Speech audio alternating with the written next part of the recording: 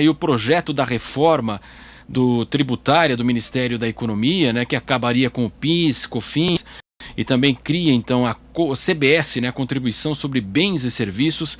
Essa CBS vai responsabilizar as plataformas de comércio eletrônico pelo recolhimento desse tributo. E para falar sobre esse assunto, nós estamos em contato com o advogado tributarista Maurício Barros para conversar conosco e também a gente tentar explicar o que vai acontecer na prática. Doutor Maurício, muito obrigado. Boa tarde ao senhor.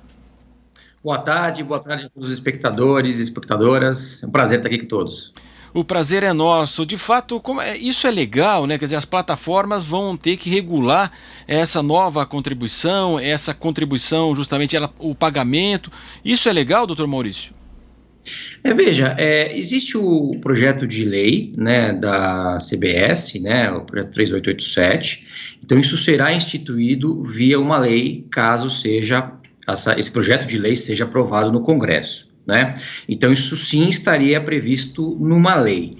Mas o sistema tributário brasileiro, ele tem todo um desenho, né, que não basta, muitas vezes, ter uma lei, né, uma lei que a gente chama de lei ordinária, né, porque essas questões de responsabilidade tributária, segundo a Constituição Federal, é um tema que deve ser regulamentado por lei complementar, né, que é uma lei que exige um quórum maior de aprovação no Congresso Nacional, tá? Então, o que acontece, né? A gente tem aí uma lei geral tributária, né, que é o Código Tributário Nacional, e que o Código Tributário Nacional dá algumas diretrizes já sobre quem pode e quem deve, melhor dizendo, né, recolher tributos, né? Então, quem que é o contribuinte, quem que são os solidários, quem que são os responsáveis, não é? Então, o que acontece? O projeto de lei, ele arrola algumas situações, né, em que os marketplaces, as plataformas, poderão ser chamadas a recolher o tributo em nome, né, ou no lugar dos contribuintes originais, né? Então, quais são essas situações? No mercado interno, quando o vendedor, né, então vamos lá, só para dar um passo para trás, né, a plataforma anuncia venda de mercadorias ou a prestação de serviços, né? E aí os vendedores ou prestadores de serviços interagem com os consumidores via plataforma, né? Acessam os consumidores via plataforma, né? Qual que é a primeira hipótese de responsabilização?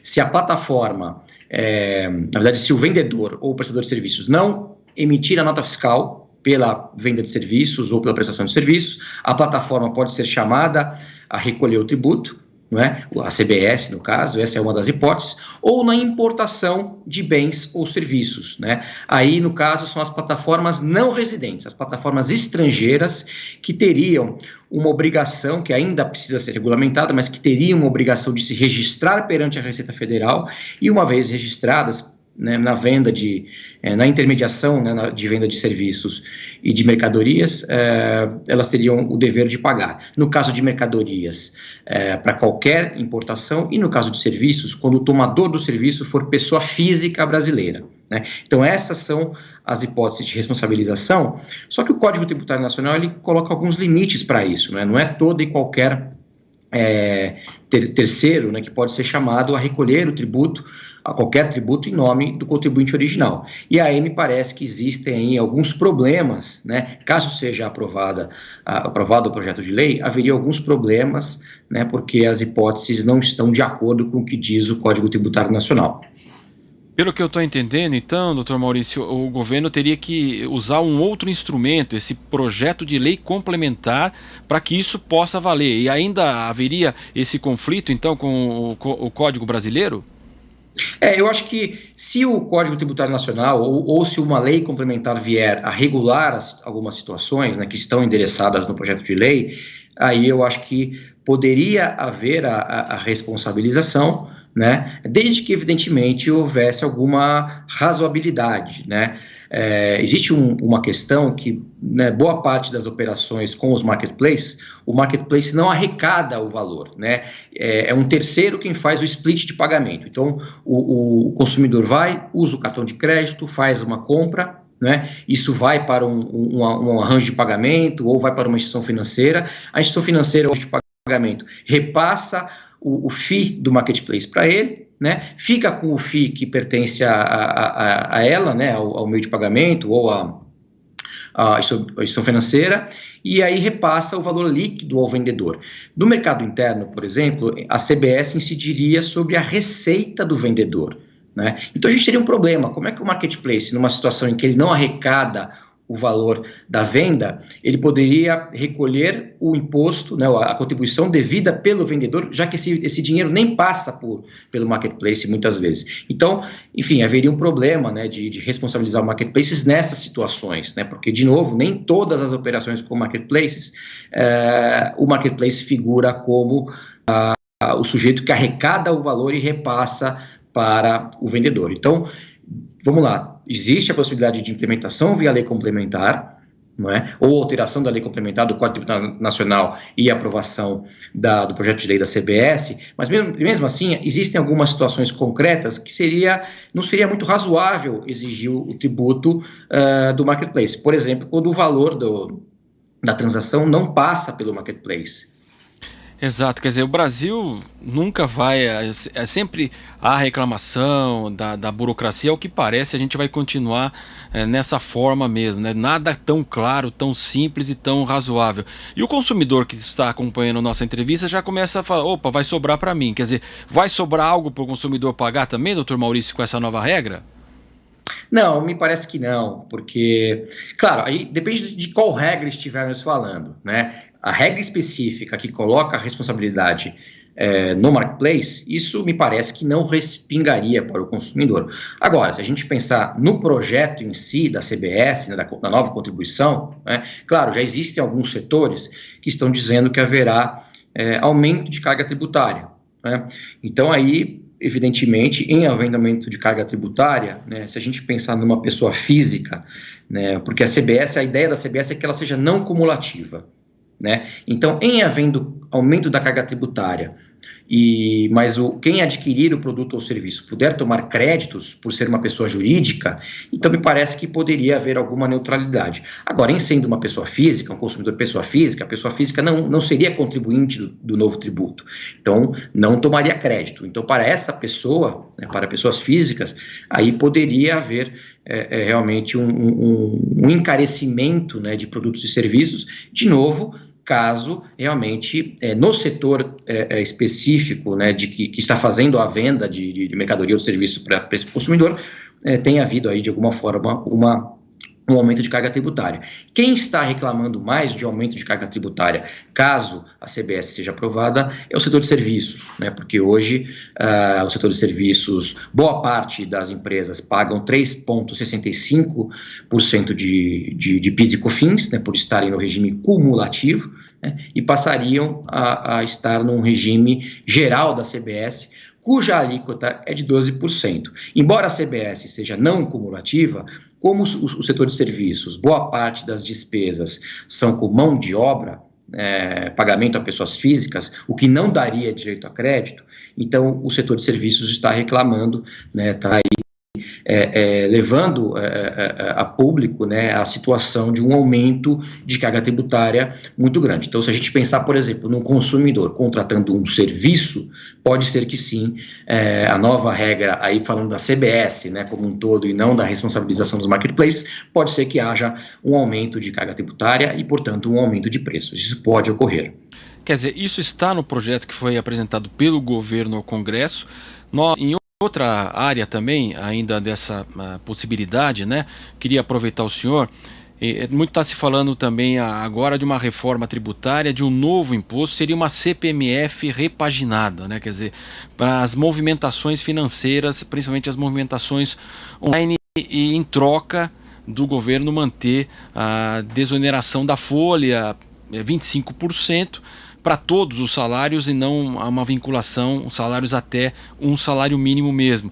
Como é que o senhor avalia? De fato, ao que parece, ao fim dessa pandemia, teremos aí, o governo não gosta de falar em CPMF, mas na prática seria uma CPMF repaginada já nessa era da internet que vivemos.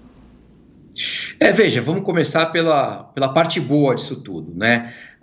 Desonerar a folha. Eu acho que no momento que nós estamos, né, de grande desemprego, de aumento de desemprego, também a automatização de muitas funções, né, então aí para um médio e longo prazo a gente tende aí a ter um aumento de desemprego também pela automatização. Então agora a crise em médio e longo prazo já está ocorrendo, mas em médio e longo prazo uma acentuação na redução da mão de obra. Eu acho que qualquer redução da carga tributária sobre a folha de salários é muito bem-vinda, né, e faria com que houvesse algum tipo de estímulo, né, à contratação formal de mão de obra. Agora, claro, né, muito já se disse, né, que dinheiro não nasce em árvore, né, a gente tem aí uma restrição orçamentária.